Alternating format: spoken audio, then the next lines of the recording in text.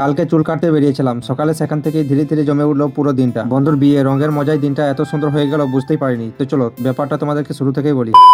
কাল সকালে ঘুম থেকে উঠে সোজা চুল কাটতে বেরিয়ে পড়লাম, কারণ বন্ধুর বিয়ে আছে। সব বন্ধুগুলো মিলে একসাথে গেলাম আর একে একে সবাই চুল কাটতে লাগলাম। চুল কাটা শেষ হতেই ঢুকলাম গ্যারেজে। আমার বাইকটা ধুলো কাদা একদম ভরে গিয়েছিল, তাই ভালো করে ওয়াশ করলাম। ততক্ষণে ঘড়িতে প্রায় 10টা বেজে যায়। খিদে পেয়ে গেল, তাই পাশের দোকান থেকে টিফিন সেরে নিলাম, চপ মুড়ি আর ঘুগনি দিয়ে। এর মধ্যে বিয়ে বাড়ি থেকে বারবার ফোন আসতে লাগলো, বন্ধু ডাকছে, তাই আর দেরি না করে চলে এলাম। এসে দেখি বন্ধুগুলো সবাই খাওয়া দাওয়াতে ব্যস্ত। আমরা তো আগে দোকান থেকে খেয়ে এসেছি, তাই আর খেলাম না। সবাই খাওয়া দাওয়া শেষ করতে সব বন্ধুগুলো মিলে খেলায় মেতে উঠলাম। কাউকে বাদ দিলাম না, সব বন্ধুকেই রঙে ভরিয়ে দিলাম। আমাকেও কেউ ছাড়েনি, সবাই মিলে রং লাগালো। হাসি দৌড়ঝাঁপ আর রঙের ভিতরে কেটে গেল সময়। বন্ধুর বিয়ে বলে কথা, এমন তো মজা হবেই। এরপর সবাই মিলে চলে এলাম পুকুর পাড়ে স্নান করতে। সেখানে এসে আবার নতুন করে মজা শুরু। কে আগে নামবে, কে কাকে ঠেলে দেবে, সবাই একে অপরকে পানির মধ্যে ঠেলাঠেলি। চারিদিকে হাসির শব্দ, পানি ছিটানো আর বন্ধুত্বের ঘুনসুটি। স্নানটা কম আর মজাটাই যেন বেশি হয়ে গেল। তারপর স্নান সেরে সবাই মিলে ফিরে এলাম, একসাথে বসে দুপুরে খাবার খেলাম। হাসি আড্ডার মাঝে কেটে গেল সময়টা। আর আজকের ব্লগটা এখানেই শেষ করছি। ভিডিওটা কেমন লাগলো কমেন্ট করে জানিও।